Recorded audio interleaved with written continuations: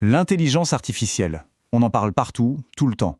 Mais au-delà des gros titres, il y a de vraies batailles qui se jouent en coulisses. Des conflits profonds qui, franchement, vont dessiner le monde de demain. Dans cette analyse, on va décortiquer tout ça, l'espoir, la hype et ce qui se passe, jusque dans nos cerveaux. On commence avec cette citation de Fabian Westerheide, un investisseur spécialisé dans l'IA. Il dit « Le débat sur l'intelligence artificielle aujourd'hui est profondément divisé ». Et c'est exactement ça. Ça résume parfaitement le bazar actuel. Ce qu'il faut bien comprendre, c'est qu'il n'y a pas un seul débat sur l'IA. Non, il y en a plein, et souvent ils partent dans des directions complètement opposées. C'est vraiment le point de départ pour piger les tensions d'aujourd'hui. Et ce fossé, on le voit très bien ici. D'un côté, il y a la peur. Une peur qu'on ressent un peu partout, dans le grand public. La question qui est sur toutes les lèvres, c'est « est-ce que l'IA va piquer du boulot ?» Et puis, de l'autre côté, c'est la ruée vers l'or, carrément. Dans les grands événements tech, comme le Digital X à Cologne, l'unique question, c'est comment on fait du fric avec l'IA. Le contraste est juste énorme. D'un côté, l'angoisse, le doute, et de l'autre, une euphorie totale, une vraie fièvre du business.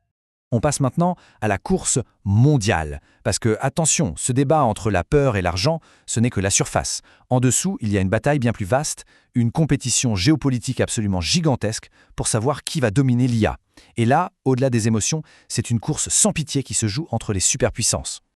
Alors, pour bien se rendre compte de l'ambition américaine, il suffit de regarder ce chiffre. 600 milliards de dollars. Non, ce n'est pas une faute de frappe. On ne parle pas de quelques millions là. C'est une somme qui a été discutée au sommet de l'État, à la Maison-Blanche. C'est un message très clair. Les États-Unis sont prêts à mettre le paquet pour rester numéro 1. Et ce n'est pas tout. Le secteur privé, évidemment, suit le mouvement. L'administration Trump, par exemple, avait annoncé un plan de 92 milliards de dollars pour les infrastructures de l'IA, financées entièrement par des entreprises privées. Donc ce qu'on voit, c'est une mobilisation totale des capitaux, publics et privés, pour une seule chose, construire les autoroutes qui assureront la suprématie américaine en IA. Au final, on se retrouve avec 3 stratégies, 3 approches bien différentes. D'un côté, les États-Unis. Là, c'est l'argent qui mène la danse. Des géants comme OpenAI ou Anthropic lèvent des milliards, c'est l'innovation financée à coups de chèque. Ensuite, il y a la Chine. Là, changement de décor. C'est l'État qui pilote tout, avec un plan hyper précis pour devenir le numéro 1 mondial.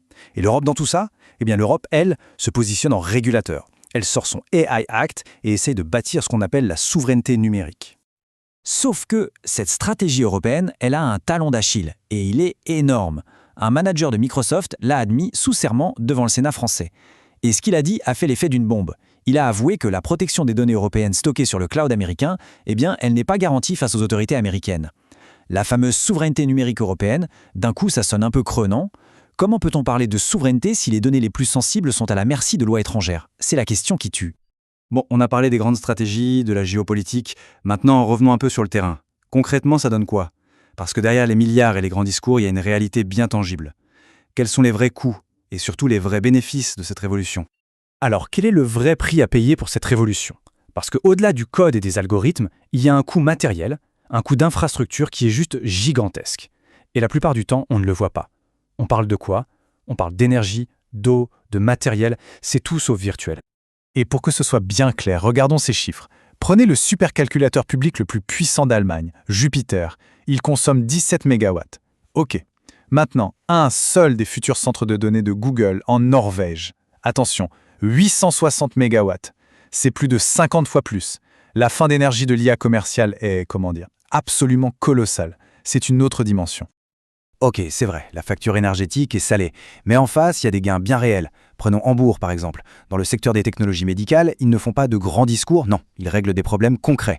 On a des PME qui utilisent des agents IA pour bosser la nuit et optimiser leurs opérations. Et c'est ça qui est important.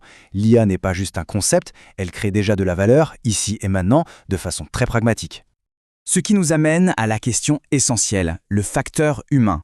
Face à une technologie pareille, comment est-ce qu'on s'adapte ? Comment les gens, les entreprises, réagissent à l'arrivée de ces fameux agents IA dans leur quotidien ? Le professeur Bert Walraff, lui, a une sorte de guide pour les managers.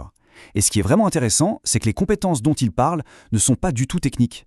Pas de code, pas de maths complexes, non. Il parle d'empathie, de savoir communiquer, de créer une culture où on a le droit d'apprendre. En gros, être un bon leader à l'ère de l'IA, c'est savoir booster l'humain, pas le remplacer par une machine. Et cette idée, que l'humain reste au centre, on la retrouve aussi dans le monde de l'art. Écoutez ce que dit Marco Landi, le président de l'Institut Europia. Nous avons vu que l'IA ne détruit pas la créativité, mais l'améliore. L'imagination reste humaine. C'était le message fort du premier festival mondial du film sur l'IA. En gros, l'IA, c'est un super outil, un catalyseur, mais au final, c'est la vision, l'étincelle créative qui reste profondément humaine. Finalement, la réponse la plus fondamentale à tout ce bouleversement, c'est quoi? C'est l'éducation. Bien sûr, regardez des initiatives comme le KI Campus en Allemagne. Leur but, c'est de former massivement la population à l'IA. L'objectif est dingue, 500 000 personnes formées d'ici 2030. C'est la preuve qu'on a enfin compris que pour s'en sortir, la clé, c'est d'apprendre et de continuer à apprendre, tout le temps. On arrive maintenant à la dernière partie, et sans doute la plus vertigineuse. Jusqu'ici, on a parlé de s'adapter à l'IA. La prochaine étape, c'est de l'intégrer. Et là, on entre sur un nouveau champ de bataille, le plus intime, le plus profond qui soit, notre propre cerveau. La connexion directe entre la machine et la pensée. Oui, le dernier terrain de jeu, le dernier champ de bataille, c'est la pensée elle-même. Et là, on n'est plus en train de rigoler. Les implications sont dingues. On ne parle plus d'automatiser des emails ou d'analyser des données, non. On parle d'une interaction directe avec nos pensées. On parle des interfaces cerveau-ordinateur. Alors, qu'est-ce que c'est une interface cerveau-ordinateur ou une ICO? Pour faire simple, c'est un pont direct entre un cerveau et un ordinateur ou n'importe quelle machine. C'est une technologie qui permet de faire deux choses, soit contrôler des appareils juste par la pensée, soit, à l'inverse, recevoir des infos directement dans son cerveau. C'est de la science-fiction devenue réalité. Et qui est en pointe sur ce sujet? La Chine. Et ils ne font pas les choses à moitié. Le pays a un plan d'État super clair, super ambitieux. Avoir une industrie des interfaces cerveau-ordinateur au top niveau mondial d'ici 2027. C'est demain. Ils sont déjà en train de créer les normes, les standards, et même d'autoriser l'utilisation des données cérébrales pour entraîner leurs IA. C'est une stratégie de domination technologique. Le but est clair, être celui qui écrit les règles du jeu de demain. Mais face à cette course effrénée, des voix s'élèvent. Des experts, comme le docteur Leslie Saxon, qui lance un avertissement très, très sérieux. Elle dit « Les perdants seront ceux qui considèrent les signaux cérébraux comme un simple flux de données à collecter. » Et là, on touche au cœur du problème. Ce n'est plus une question technique, c'est une question d'éthique pure. L'idée, c'est que nos pensées ne sont pas juste des données comme les autres, et les traiter comme une vulgaire marchandise, ce serait une erreur monumentale. Et c'est sur cette question qu'on va se quitter, une question vertigineuse. Qui va écrire le dictionnaire de nos pensées? C'est peut-être ça l'enjeu ultime. Parce que le pays ou l'entreprise qui arrivera à standardiser la traduction de nos signaux cérébraux, eh bien, il ne contrôlera pas juste une nouvelle technologie, il pourrait bien définir le langage même de nos interactions futures.